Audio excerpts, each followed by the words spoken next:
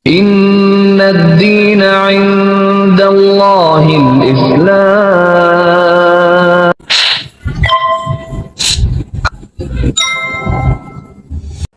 Umat Islam yang nantang saya. Oke, siap Ustadz, saya bilang. Saya akan datang ke rumah Anda.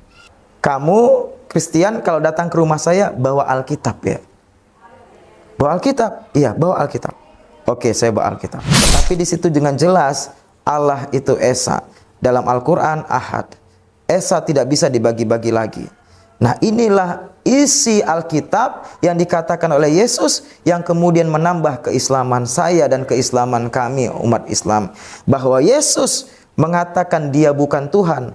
Yesus tidak mengatakan dia Tuhan, tetapi Yesus mengatakan bahwa ada Allah, ada Tuhan yang Esa. Maka siapa yang mengatakan Allah Tuhan, maka dia bukan Tuhan. Assalamualaikum warahmatullahi wabarakatuh. Alhamdulillah wassalatu wassalam ala Rasulillah, amma ba'd. Alhamdulillah, segala puji dan syukur hanya kepada Allah Subhanahu wa taala. Salawat serta salam tercurah limpah kepada junjungan Nabi kita tercinta, Nabi Muhammad sallallahu alaihi wasallam. Sahabat ngaji cerdas dimanapun berada, semoga selalu dalam lindungan dan keberkahan dari Allah Subhanahu wa taala. Perkenalkan, nama saya Ahmad Tarigan. Tetapi saya lahir bukan dengan nama Ahmad Tarigan. Saya lahir dengan nama Christian Tarigan. Saya dari latar belakang keluarga non-muslim yang taat. Bapak saya seorang pendeta, membangun gereja di daerah Kabung, Brastagi, Sumatera Utara. Kami ada 6 bersaudara dan saya anak keempat. Selebihnya keluarga saya, abang atau kakak saya, bahkan adik saya adalah lulusan teologi, yaitu lulusan yang akan dikadar menjadi pendeta yang mendakwahkan agama Kristen dalam ajaran agama mereka seperti itu. Nah, satu-satunya yang menjadi muslim adalah saya atas izin Allah Subhanahu wa taala. Pertama itu adalah ketika saya masih bayi, saya diadopsi oleh paman kandung saya, saudara dari ayah dan bapak dan ibu saya. Karena paman kandung saya itu tidak memiliki anak, sehingga mereka datang kepada keluarga kandung saya untuk mengadopsi saya, menjadikan anak mereka. Keluarga kandung saya memberikan 2 syarat apabila mereka ingin mengadopsi saya. Yang pertama, disampaikan kepada paman kandung saya, anak ini harus diberikan nama Christian, yang artinya pengikut Kristus. Yang kedua, anak ini harus dikader menjadi seorang pendeta atau gembala Kristen.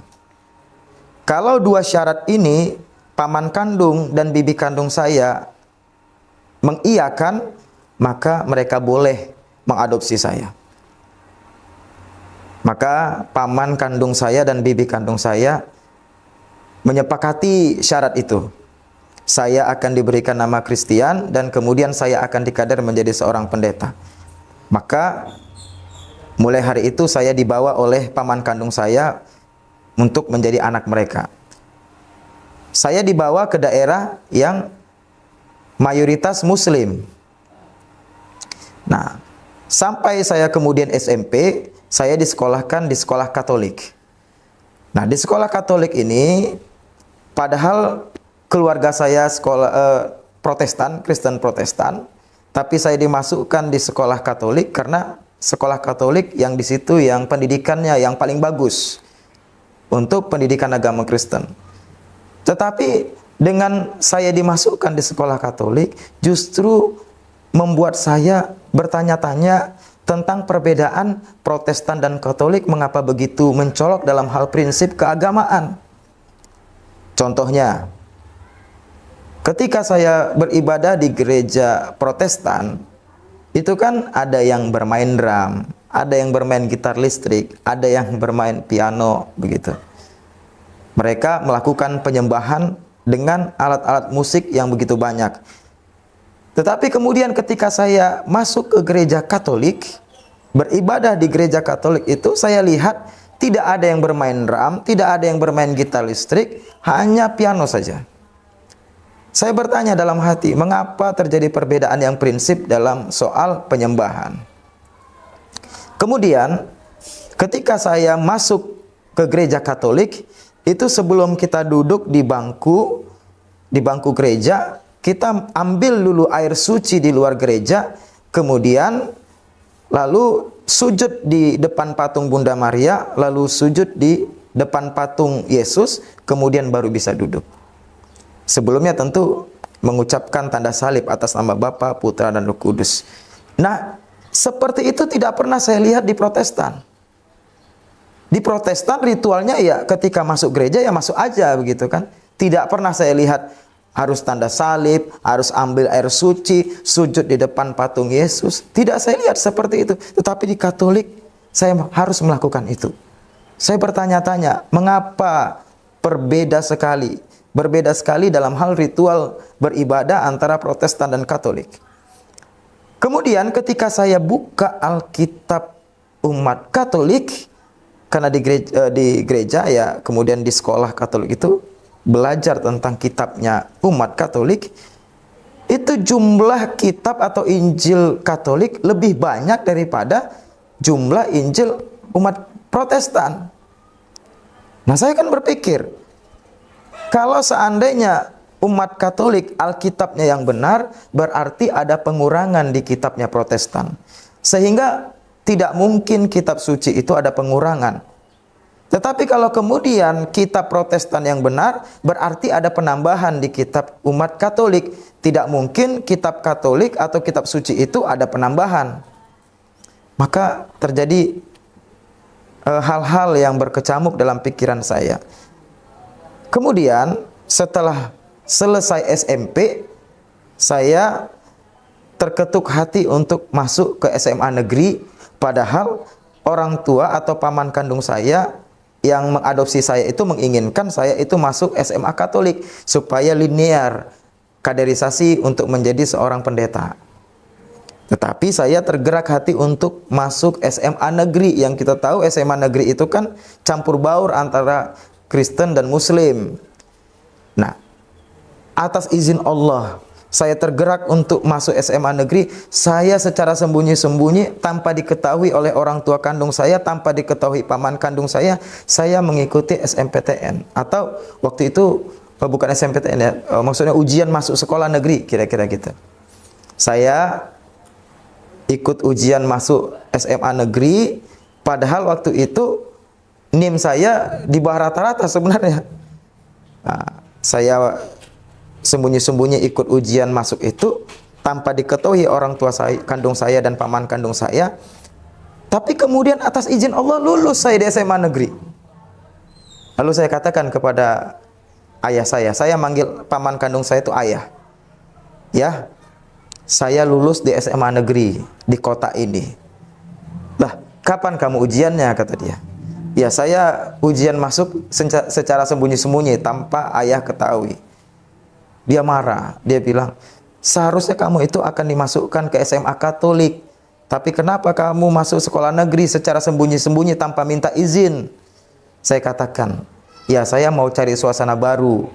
Saya ingin sekolah negeri SMA-nya. Nah, kemudian ayah saya ini minta izin lah kepada keluarga kandung saya. Ini si Christian, tiba-tiba dia masuk sekolah negeri tanpa beritahu saya. Itu bagaimana? Ya sudah, izinkan saja. Tetapi sampaikan kepada Christian, jangan terlalu akrab dengan umat Islam. Begitu kata orang tua kandung saya kepada paman saya. Baik, Christian, silahkan kamu masuk sekolah negeri, tapi tolong batasi persahabatan pertemanan dengan orang Kristen. Oke, kalau begitu ya. Saya masuk SMA negeri, saya merasa kagum dengan pertemanan saya dengan umat Islam, teman-teman saya yang beragama Islam ketika itu. Kami berteman akrab, teman sebangku saya itu orang Islam, agama Islam. Padahal ketika saya Kristen, ketika saya di gereja, itu diinformasikan kepada saya bahwa Islam itu agama teroris, bahwa Islam itu agama radikal, agama kekerasan. Tetapi yang saya lihat dari pertemanan saya dengan umat Islam, tidak ada mereka menunjukkan bahwa mereka itu radikal. Tidak ada yang menunjukkan mereka itu menunjukkan kekerasan. Justru sebaliknya, kami berteman dengan baik. Teman saya sebangku umat Islam, agama Islam. Akhirnya kelas 3 SMA usia 17 tahun, tergerak di hati saya untuk bertanya kepada teman-teman saya agama Islam ini, bagaimana agama Islam yang sebenarnya? Karena saya mendengar bahwa Islam itu agama teroris. Tolong berikan kepada saya jawaban yang mencerahkan saya tentang Islam yang sebenarnya itu seperti apa. Nah, ketika itu teman-teman saya yang beragama Islam tidak mampu menjawab seluruh pertanyaan-pertanyaan saya. Ya wajar mereka tidak bisa menjawab. Mereka usia 17 tahun yang sama dengan saya. Yang mungkin mereka juga duduk di majelis ilmu juga jarang, kan begitu. Anak SMA 17 tahun pasti having fun ya. Jadi mereka nggak paham untuk menjawab kepada saya itu seperti apa. Takut jawaban mereka salah. Akhirnya mereka katakan, gini aja Christian, kamu kan sepertinya memang serius untuk belajar agama Islam ini. Kalau begitu, karena kami tidak bisa jawab pertanyaanmu, kami pertemukan engkau dengan ustadz yang mudah-mudahan ustadz ini bisa menjawab seluruh pertanyaanmu tentang Islam. Ustadz ini juga adalah pengajar agama Islam di sekolah kita. Namanya Pak Sudirman Latsa. Kami pertemukan engkau dengan beliau. Mudah-mudahan engkau bisa mendapatkan pencerahan setelah bertanya dengan Ustadz Sudirman Latsa. Saya katakan boleh. Ketemukan saya dengan beliau. Akhirnya ketika jam istirahat sekolah, dipertemukanlah saya dengan Ustadz Sudirman Latsa. Nah, Ustadz Sudirman Latsa inilah sahabat ngaji cerdas yang menjadikan pintu pertama saya untuk menemukan hidayah Islam yang selanjutnya. Maka sekarang ini sampai saya punya pesantren, saya selalu berdoa kepada Allah, ya Allah, berikanlah keberkahan usia, kelapangan rezeki, dan keselamatan kepada Pak Sudirman Latsa, karena menjadi jalan bagi saya menemukan hidayahmu, ya Allah. Nah, di jam istirahat itu saya dipertemukan dengan Ustadz Sudirman Latsa. Beliau mengatakan seperti ini, kamu pertanyaannya luar biasa tentang Islam, dan saya tidak bisa jawab di waktu yang singkat seperti ini di jam istirahat sekolah, dan nanti juga akan mengundang pertanyaan-pertanyaan lain atau pandangan-pandangan buruk dari orang beragama Kristen. Oleh karena itu, nanti sepulang sekolah saya tunggu kamu di rumah saya. Disitulah kita nanti dialog tentang Islam sekaligus dialog tentang Kristen. Ini alamat saya. Datang ke rumah saya tunggu kamu. Ya saya merasa ditantang kan begitu kan. Wah, ini ada seorang ustadz yang berani menantang saya, yang membahas tidak hanya Islam tetapi juga Kristen. Umat Islam yang nantang saya. Oke, siap Ustadz, saya bilang. Saya akan datang ke rumah Anda.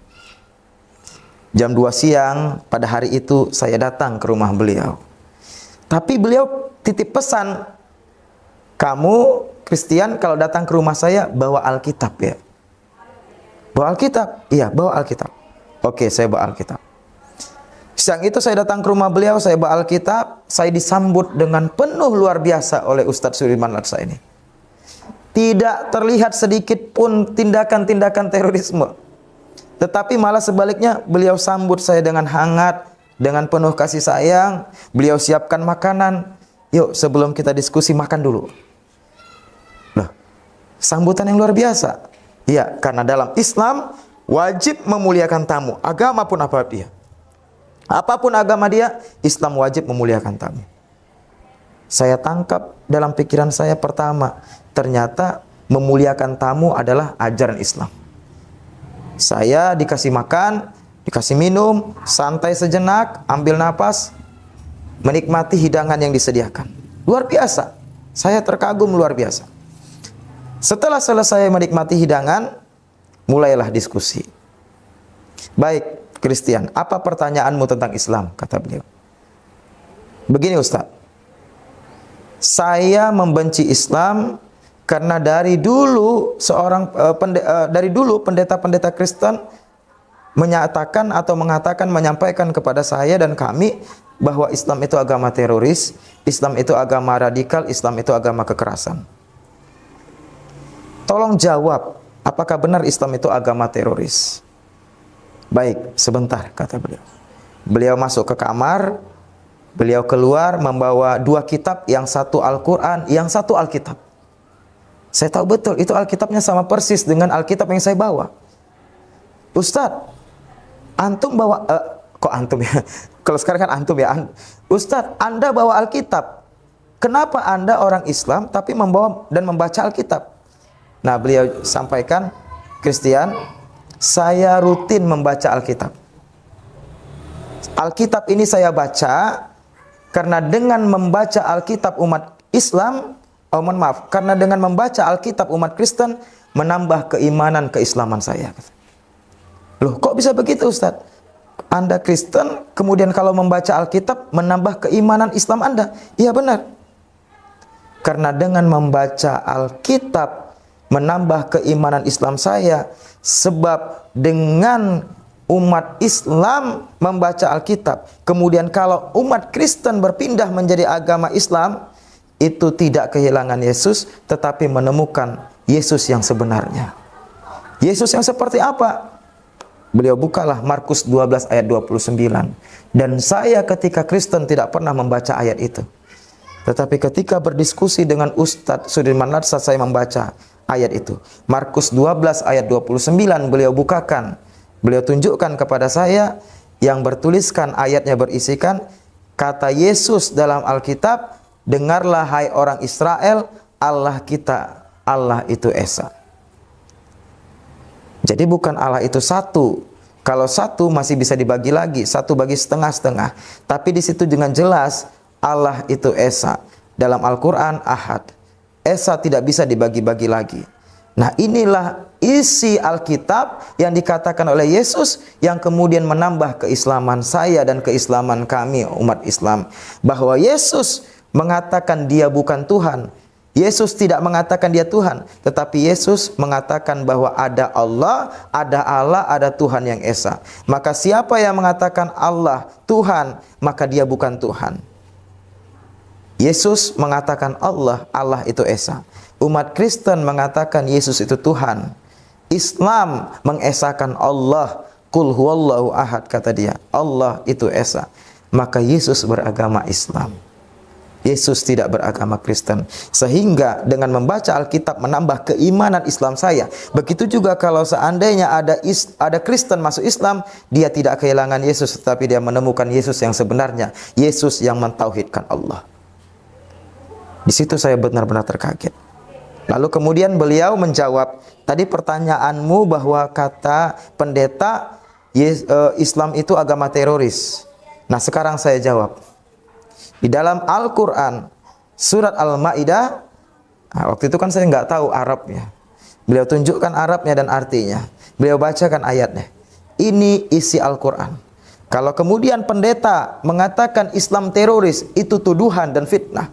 Nah, sekarang saya tunjukkan kepadamu isi Al-Quran yang menunjukkan apakah Islam teroris atau tidak. Ini ayatnya. Surat Al-Ma'idah, Al-Quran menegaskan, man qatala nafsan bi ghairi nafsin aw fasadin fil ardi fa ka'annama qatalan nasa jami'an. Beliau tunjukkan artinya, siapa yang membunuh satu orang yang tak bersalah, dosanya sama dengan membunuh seluruh manusia yang ada di dunia ini. Benar ini ayatnya, Ustaz. Benar ini Quran. Kalau saya ambil Al-Quran orang lain juga sama isinya. Siapa yang membunuh satu orang tak bersalah, satu saja yang kamu bunuh tak bersalah, maka dosanya membunuh seluruh manusia di dunia ini. Artinya apa, kata Ustadz Sudirman Larsad?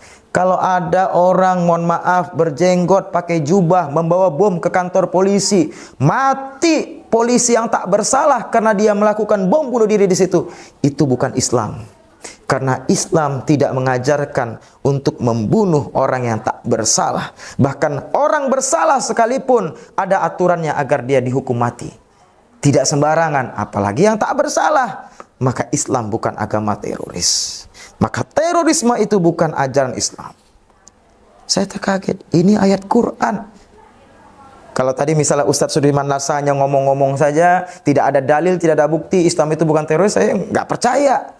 Tapi ketika dia menyodorkan ayat Quran, Maka terbukalah pandangan saya tentang Islam, bahwa Islam tidak mengajarkan aksi terorisme. Malah sebaliknya, beliau lanjutkan ayatnya, masih di ayat yang sama, surah Al-Maidah dalam Al-Quran, lanjutannya, wa man ahyaha faka'annama ahyan nasa jami'an. Allah menegaskan dalam Al-Quran, siapa yang menolong satu orang tak bersalah, ada anak yatim yang tak bisa makan, kemudian dikasih makan, dia bisa makan dan bisa hidup. Kemudian ada orang susah, dikasih makan, akhirnya dia bisa melanjutkan hidup. Ada pesantren, ada mu'alaf yang tak bisa makan, kemudian diberi makan, dia bisa hidup. Allah menegaskan, siapa yang menolong satu orang saja, maka pahalanya seperti menolong seluruh manusia yang ada di muka bumi ini. Maka pahalanya seperti menolong 2 miliar manusia yang ada di muka bumi ini. Allahu Akbar. Itu Islam. Terbuka pandangan saya tentang Islam. Diskusi kami panjang. Hari itu kami diskusi, kemudian besok bertemu lagi sampai setengah tahun. Sampai 6 bulan berdiskusi tentang Islam dan Kristen. Sehingga ketika beliau mengatakan Islam bukan agama teroris, lalu dia meminta saya membuka Alkitab saya. Beliau minta saya membuka 1 Samuel 15 ayat 3. Saya buka Alkitab saya 1 Samuel 15 ayat 3. Jatuh air mata saya. Yang selama ini saya mengira Islam teroris, ternyata justru aksi-aksi kekerasan dan terorisme itu saya temukan dalam Alkitab saya sendiri. Di dalam 1 Samuel 15 ayat 3, di situ saya baca, bunuhlah yang hidup, bunuhlah yang bernyawa, bunuhlah anak kecil, hewan, segala macam dibunuh tanpa ada perasaan apapun. Kalau kemudian Islam melarang membunuh, tetapi di Alkitab itu saya temukan ibu hamil disuruh dibunuh, manusia yang tak bersalah dibunuh, hewan dibunuh, padahal mereka tidak ada salah. Inilah yang kemudian dipertontonkan oleh Zionis Israel Lanatullah di Palestina. Maka saya menjatuhkan air mata. Justru di dalam kitab saya yang ditampakkan aksi-aksi terorisme, yang kemudian dalam Al-Quran justru itu tidak diperbolehkan. Runtuh keimanan Kristen saya. Yang kemudian semakin menguatkan saya justru Yesus mengatakan dia bukan Tuhan, Allah lah Tuhan yang esa. Setengah tahun kami diskusi, dibagi waktunya, besok datang, kemudian besoknya lagi. Seminggu itu sampai 7 kali pertemuan. Akhirnya di usia saya 17 tahun, di kelas 3 SMA, saya ingat betul, saya katakan kepada beliau, hari ini Ustadz, saya semakin yakin bahwa Tuhan menunjukkan kepada saya agama yang harus saya peluk, agama yang benar-benar yang meyakinkan saya, yaitu Islam. Saya ingin masuk Islam. Tapi kemudian karena waktu itu usia saya 17 tahun, di Indonesia kalau usia di bawah 19 tahun masuk agama Islam atau berpindah agama harus minta izin orang tua. Maka waktu itu ada seorang ustadz ngomong ke saya, Christian, kamu kan usianya 17 tahun sekarang. Kalau kamu nanti minta izin sama orang tua, khawatir kamu menghadapi resiko yang besar. Jadi sekarang usia 17 tahun, kamu non-muslim aja dulu, Kristen aja dulu sekarang. Nanti usia 19 tahun baru masuk Islam. Saya bilang sama ustadz itu, saya jawab, Ustadz, kalau begitu besok saya mati dalam keadaan non-muslim, padahal saya sudah yakin bahwa Islam itu agama yang benar. Ustadz mau tanggung jawab dosa-dosa saya? Wah, dia bingung jawab ya kan? Ya udah, kalau begitu kamu cari cara untuk meminta izin kepada orang tuamu. Akhirnya saya difasilitasi oleh umat Islam untuk meminta izin kepada orang tua saya. Nah, ketika itu saya minta izin, nah ini saya kan meminta izin pertama kali ke paman kandung saya yang mengadopsi saya. Ketika saya katakan, ya saya ingin masuk agama Islam, dia kan kaget seperti disambar petir di siang bolong. Anak yang dia adopsi, yang kemudian dia berani bersumpah di hadapan orang tua kandung saya bahwa saya harus menjadi pendeta. Nah, hari itu meminta izin untuk pindah agama. Dia kan kaget. Tapi pertama dia mengira saya bercanda. Dia jawab, Christian, nggak enak masuk Islam, nggak bisa makan daging babi, kata dia. Ya kan dalam Islam nggak boleh makan daging babi. Nah, dia mau mencoba untuk mengetahui saya ini bercanda atau tidak, kan gitu. Lalu saya katakan kepada paman saya, ayah saya tuh, ya, saya serius ingin masuk agama Islam. Berubah wajahnya, ekspresi wajahnya berubah. Kamu serius ingin masuk Islam? Serius ya, saya ingin masuk Islam. Kalau begitu kamu serius ingin masuk Islam, sedangkan kamu tahu saya punya sumpah kepada orang tuamu yang dikabung bahwa kamu harus menjadi pendeta, dan kamu sekarang ingin masuk agama Islam. Kalau begitu, ini ada 2 golok, ada 2 parang, satu kamu pegang, satu saya pegang. Daripada saya malu kepada orang tuamu di kampung, mari kita selesaikan secara jantan. Kalau enggak kamu yang mati, saya yang mati. Tetapi alhamdulillah sahabat ngaji cerdas, saya punya jurus, makanya saya enggak innalillah. Jurus saya langkah 1000, lari saya. Lari kan? Jadi saya dikejar sampai keluar rumah. Tetangga pada heboh. Bapak melihat ayah saya bawa parang. Akhirnya saya lari, saya pergi kepada umat Islam, kepada ustadz yang memfasilitasi waktu itu saya bertemu kepada ayah saya. Akhirnya besoknya saya datang lagi. Tetapi waktu itu saya difasilitasi dengan umat Islam. Ini orang tuamu, ini anakmu, Pak. Ini anakmu sudah benar-benar ingin masuk Islam. Mau bagaimanapun dia tetap ingin masuk Islam. Kamu mau ngancam ambil golok sekalipun dia tetap tidak mau berubah. Dia memang ingin masuk Islam begitu. Akhirnya ayah saya menelpon kepada bapak kandung saya untuk memberitahu, menginformasikan bahwa saya sudah tak berubah lagi ingin masuk Islam. Nah, orang tua kandung saya mengatakan, ya sudah, izinkan dia masuk Islam, tetapi dia sudah selama ini menjadi anakmu satu-satunya, dia pasti sudah manja, dia pasti akan ketergantungan denganmu. Oleh karena itu izinkan dia masuk Islam, tapi sampaikan kepada dia bahwa mulai hari itu dia harus keluar. Mulai hari itu dia harus keluar dari rumah, dia dicoret dari kartu keluarga, tidak dibiayai uang sekolah, tidak dibiayai uang sepeser pun, dia keluar dari rumah. Kasih shock terapi sama dia. Pasti dia tidak akan tahan dan besok dia akan pulang lagi untuk masuk lagi ke agama Kristen. Dia tidak akan tahan dalam keadaan tidak punya dukungan uang ekonomi. Oke, kalau gitu. Akhirnya ayah saya mengizinkan saya masuk Islam. Ditandatangani surat izin masuk Islam, tapi dengan syarat saya keluar dari rumah tidak membawa uang sepeser pun. Saya katakan kepada ayah saya katakan kepada orang tua kandung saya di Kabung, ya Pak, mulai hari ini kita berbeda agama. Saya Islam, kamu Kristen. Kalian agama Kristen.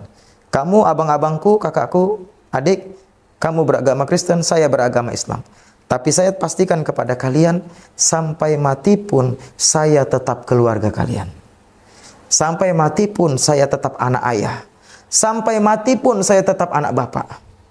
Meskipun agama kita berbeda, tetapi darah daging tidak akan pernah terputus. Saya tetap keluarga kalian. Dan saya pastikan kepada kalian, walaupun kalian hari ini pergi dan mengusir saya, meskipun hari ini kalian meninggalkan saya, 10 keluarga kandung saya meninggalkan saya, tapi saya yakin ada ribuan dan jutaan umat Islam yang tidak akan pernah meninggalkan saya dan siap menjadikan saya bagian dari keluarga mereka. Dan yang pasti saya yakin ada Allah yang bersama saya. Maka mulai hari itu saya keluar dari rumah, membawa pakaian sekolah saya, membawa pakaian sehari-hari saya, buku sekolah saya bawa. Tapi kemudian saya katakan saya tidak takut. Saya yakin Allah bersama saya. Saya keluar dari rumah itu, saya diislamkan 8 Februari 2008, saya masuk Islam. Usia 17 tahun. Tapi kemudian setelah hari itu, saya belajar membaca Quran, belajar Iqra, belajar sholat. Atas izin Allah Subhanahu wa Ta'ala, 3 bulan saya bisa membaca Quran. Dan kemudian ketika saya belajar menghafal Quran, alhamdulillah beberapa surat di juz 30 saya bisa hafal Quran. Ya alhamdulillah sekarang banyak juga umat Islam menghafal. Ada 30 juz bahkan 40 juz. Juz tomat, juz kuini, juz jeruk, juz apel. Tetapi kemudian saya katakan kepada umat Islam, Al-Quran itu harus dibaca dan dihafalkan kalau memang bisa. Karena syafaat Quran, atas izin Allah akan menerangi kita kelak di dalam kubur. Saya katakan seperti itu. Maka saya belajar menghafal Quran. Dan alhamdulillah atas izin Allah, saya selesai dari pembinaan umat Islam di kampung saya itu.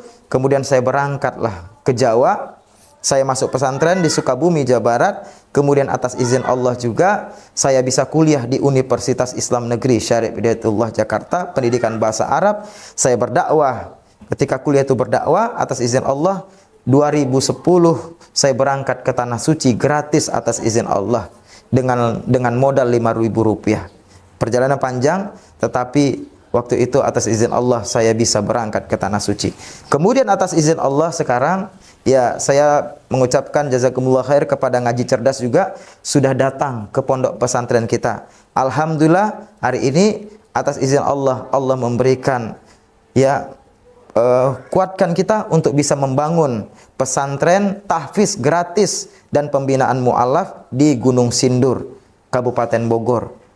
Mengapa kita bangun seperti ini? Kita ingin mengkader kelak akan lahir generasi-generasi Islam pendakwah yang ikhlas lillahi ta'ala, yang tidak hanya paham Quran tetapi juga paham Bible, yang kemudian nanti berdakwah kepada generasi kita untuk menyampaikan agama Allah Azza wa Jal. Dan pondok pesantren ini tanggung jawab kita bersama, tidak hanya kami. Mudah-mudahan siapapun yang ikut ambil bagian dalam perjuangan pondok pesantren ini akan Allah berikan juga pahala dakwah. Karena sebagaimana yang kita pahami bahwa porsi kita masing-masing. Saya berdakwah dan kemudian ada yang Allah titipkan rezeki, mereka mendapatkan pahala dakwah dengan membantu perjuangan agama Allah Subhanahu wa taala. Maka jazakallah khair, terima kasih kepada Kaji Cerdas sudah mau datang kemari, dan kepada umat Islam kalau mau datang kemari untuk melihat pondok kita, silahkan. Tafadhal, terbuka lebar pintu kita. Demikian. Ada ini Ustaz, pesan-pesan untuk para sahabat Ngaji Cerdas, barangkali yang nonton ini ada yang mualaf, non-muslim atau muslim dari lahir, supaya mereka tetap menjaga iman dan Islamnya sebagaimana semangat Ustaz ketika menjadi seorang muslim. Ya, jadi begini, sekarang ujian umat Islam dan mu'alaf khususnya untuk mempertahankan keimanan itu sekarang begitu berat. Mengapa begitu berat? Karena memang kita menghadapi kaum misionaris, yaitu kaum misionaris umat Kristen. Mengapa mereka dikatakan sebagai umat misionaris? Karena mereka memegang teguh amanat agung yang dititipkan dalam Alkitab mereka, yaitu dalam kitab Matius, bahwa di situ ada pesan amanat agung kepada mereka, jadikanlah setiap bangsa muridku dan baptislah mereka atas nama Bapa, Putra dan Roh Kudus. Itu amanat agung yang intinya adalah mereka harus menyelamatkan domba-domba yang tersesat. Jadi bagi umat Kristen, umat Islam ini domba yang tersesat. Mereka memiliki amanat agung. Kalau mereka bisa memurtadkan umat Islam, mereka mendapatkan pahala yang luar biasa, mereka mendapatkan surga yang luar biasa. Jadi jangan heran, ini kita bangun pondok pesantren. Ya, di sini umat Islam. Bisa lihat pembangunan pesantren kita, alhamdulillah musola sudah selesai, asrama santri sudah selesai, rumah pengajar Quran sudah selesai dalam waktu 1 tahun. Tetapi perjuangannya terseok-seok. Tapi coba lihat, nanti antum bergeser ke sana di Bogor ini ada gereja yang mewah, yang luar biasa, mewah pembangunannya, padahal mereka minoritas di sini. Tapi begitu luar biasanya mereka menyelesaikan pembangunan gereja yang luar biasa. Kenapa demikian? Karena dengan amanat agung ini, saya ingin sampaikan kepada teman-teman Ngaji Cerdas, harta, jiwa, dan raga mereka berikan untuk agama ini, untuk menyebarkan agama misionaris. Karena 1 ayat saja dalam Alkitab mereka, jadikanlah semua bangsa muridku, baptislah mereka atas nama Bapa, Putra dan Roh Kudus. Sehingga jangan heran, ketika ada pembangunan gereja, mereka itu berikan harta yang luar biasa. Sehingga tidak pernah kita lihat mereka itu membangun gereja, meminta-minta sedekah di pinggir jalan. Pernah lihat? Enggak pernah. Tapi mohon maaf, pembangunan rumah Allah, masjid 3 tahun tak selesai. Akhirnya panitia pembangunan masjid harus meminta sedekah di pinggir jalan agar masjid bisa selesai. Meminta sedekah di pinggir jalan. Bukan masalah boleh tidak boleh. Pantas enggak sih? Pembangunan rumah Allah 3 tahun tak selesai, tapi kemudian kita bangun rumah mewah 2M, kita minjam uang di bank, bisa selesai pembangunan rumah pribadi. Ini juga miris ya kepada teman-teman ngaji cerdas. Pasti teman-teman ngaji cerdas pernah dengar nama Saifuddin Ibrahim. Sekarang namanya Abraham bin Moses. Dulu dia seorang ustadz di pondok pesantren di Jawa Barat, Az-Zaitun. Nah, kemudian dia murtad. Ketika dia murtad itu, dia nulis buku. Salah satu bukunya adalah Risalah Haji. Nah, ini dibagikan gratis kepada umat Islam. Judulnya Risalah Haji. Islami kan judulnya Risalah Haji. Dibagikan kepada umat Islam. Umat Islam, wah ini buku bagus nih Risalah Haji. Tetapi isi buku itu adalah menghina Islam, menyudutkan Islam, menghina Ka'bah, menghina orang yang berangkat ke tanah suci, mengatakan bahwa orang yang sujud di depan Ka'bah termasuk orang yang sholat adalah menyembah batu. Buku itu dibagikan gratis kepada umat Islam. Dari mana dananya? Sekarang mari kita hitung. Satu cetak buku kita katakanlah 10.000 rupiah. Satu cetak buku ya 10.000. Dibagikan kepada 1 juta umat Islam gratis.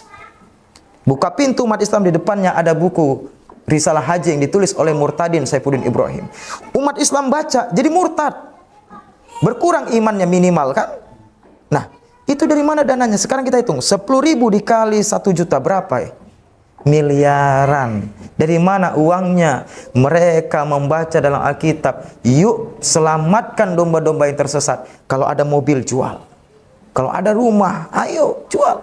Kalau ada harta, kelebihan harta, berikan untuk agama mereka. Sehingga mereka bisa sebarkan buku itu kepada umat Islam. Dan banyak yang murtad. Nggak usah jauh-jauh. Kemarin saya berdiskusi dengan Ustaz Fadlan Garamatan ketika dia dakwah ke Papua.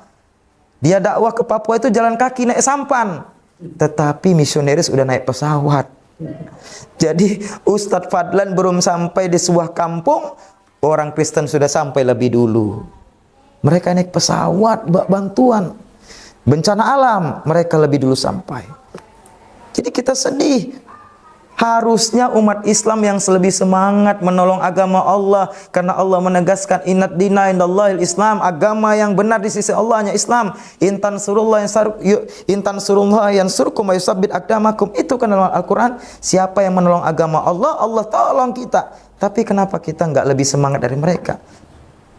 Saya, teman-teman, sahabat ngaji cerdas, saya itu nulis 2 buku. Yang pertama, mengapa kami memilih Islam. Yang kedua, waspada pemurtadan di sekitar Anda. Saya tulis buku itu. Saya ajak umat Islam, ayo wakaf untuk mencetak 1 juta buku ini. Belum tentu ada yang mau.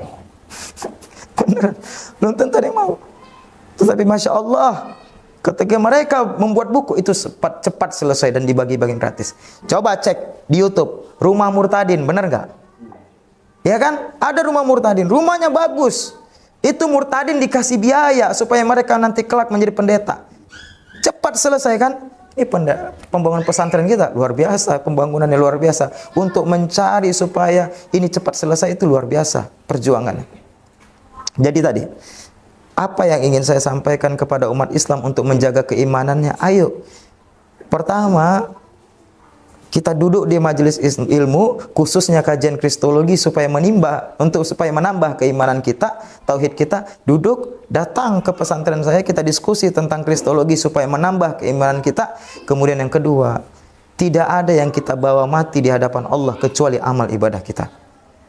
Makanya kalau seorang yang banyak harta itu sayang dengan hartanya, dia ingin mendapatkan kembali hartanya di akhirat, maka hartanya itu dia titipkan ke pesantren, dititipkan ke majelis taklim, dia titipkan ke masjid, karena harta itu nanti akan dia ambil kembali di akhirat dengan cara menitipkan seperti itu. Itu orang yang sayang dengan hartanya.